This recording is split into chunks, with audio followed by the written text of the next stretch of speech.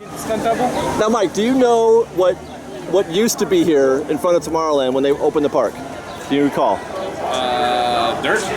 No, but that was pretty close because there was a lot of dirt.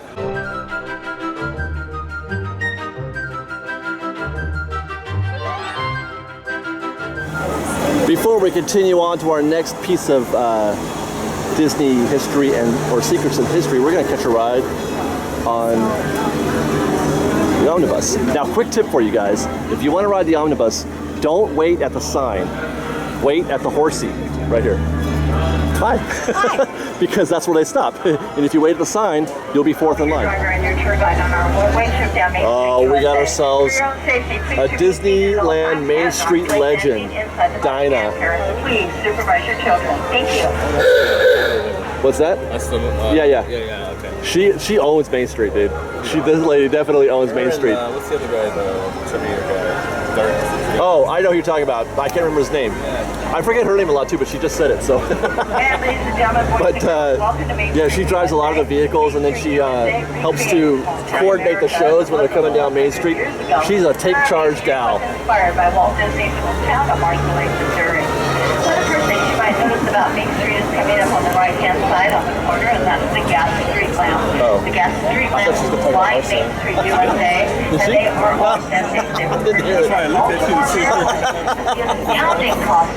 It's not Marceline. Look at how crowded it is, Fresh Bay. The Main Street Cinema right now, we're featuring 6 screens, and they are all like glorious black and white, and all starring everyone's favorite little hero, Mickey Mouse and all his pals. We love you, Mickey. Also coming up on the right-hand side, the Main Street Fruit Cart, straight back to the fruit cart. You'll find the day longer for you. I love how surprised everyone's like, oh my god, a giant car is coming our way. Who knew? Years ago, and the horses do have the riders. So we're just going to hold up here for a second and let Reggie, that beautiful white horse, do the switch, and then we'll be on the way again. Thank you so much for your patience.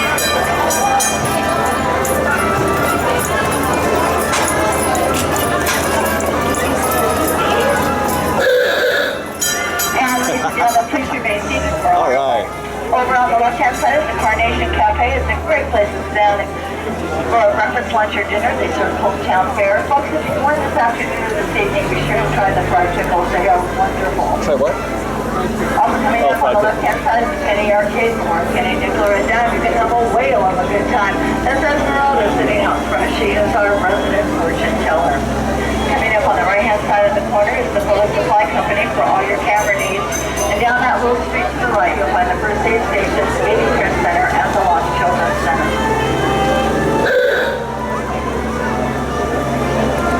Off to the right-hand side, that's Tomorrowland. Straight ahead through the castle, you'll find Fantasyland. On the left-hand side, Adventureland and Frontierland. Both are gateways to New Orleans Square and Critter Country. Straight ahead, over that beautiful sleeping beauty castle tonight at 9:30, weather permitting, is our fireworks show, Disneyland Forever. And folks, Which is totally awesome. To the end of our journey, I'd like to remind everyone to remain seated till the bus comes to that full complete stop. And you folks that are up on top, please descend the stairs slowly and carefully using those handrails. Thank you so much for joining me on board the omnibus this morning. It's been a pleasure seeing all of you. Have a wonderful, wonderful day here in this magical place that we call Disneyland. Oh, and folks, as a final reminder, please watch your step from the bus to the curb. Thank you.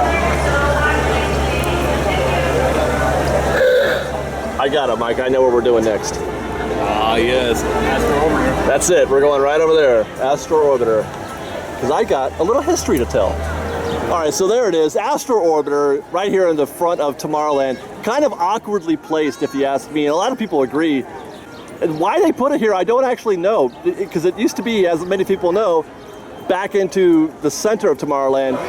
And then, yeah, so in 1997, they, as part of the whole Tomorrowland remodel that included this bizarre sort of retro, what do they call that? Steampunk. Steampunk, yeah, retro modern steampunk type makeover they did for Tomorrowland. They brought it out here and they gave it this new look. I guess steampunk is the best word you could use for it. Now, what a lot of people don't know is that this is actually a transport, an import from Disneyland Paris. It wasn't a unique design. They brought it in. It already looked like that at Disneyland Paris. Thank you, by the way, Disneyland Paris, for inspiring such an awful look. You guys, We're so very grateful. And by the way, and also in 1997, they started letting people climb onto the Tomorrowland sign and take pictures up there, which is perfectly safe and reasonable. So this is where the Astro Orbiter originally was, right here in the middle of Tomorrowland. Actually, not quite opening day, but near to it, maybe like 4 or 5 months, I think it was after opening day. It was originally called the Astro Jets. Then they moved it. Well, technically they didn't move it. Technically, they discontinued this attraction and then started a new attraction, the Astro Orbiter, over there in front of Tomorrowland. It was renamed to, what was it, the Tomorrowland Jets, because at some point, I think American Airlines had called something an Astro Jet, and then renamed again to the Rocket Jets. All right, so now in '67, they did a major Tomorrowland overhaul, right? And they added, what did they add? They added the People Mover, the monorail, and the subs, the Nemo subs. Well, not the Nemo subs, but submarines anyway. But in '67, they built this whole thing. You'll know this as this is the original People Mover hub, which is still there. I don't know. What do you think? That's like kind of an odd thing. Why don't they just get rid of this whole thing? I don't know. But so right here, this is where the People Mover used to load right there, and then it would take you all around Tomorrowland, which is pretty awesome. But I'm getting sidetracked because this thing up here, up top, what that awful looking contraption used to be the home of the Astro Orbiter. Well, not the Astro Orbiter, the Astro Jets, then renamed in '67 to in '64 to the Tomorrowland Jets, and then in '67 to the Rocket Jets. I've got it. I did it. Fresh baked, I did it. Okay, so now just imagine up there, that is where I used to ride the Astro Orbiter. It was bad enough that it's, ground level, it feels high and you feel like you're gonna fall out, but up there even worse. Now, I got one more thing to show you, Fresh Bake. Let's go back over here. We have found some Star Wars bowling out here in front of Tomorrowland, in front of Star Trek. Oh, look at that! It's a thermal detonator. All right, here we go. Whoa! Oh man! That's how it's done, Mike. Woo! Thank you very much. We just watched somebody take a half an hour to do that, and you did it in one shot. What do you get for that?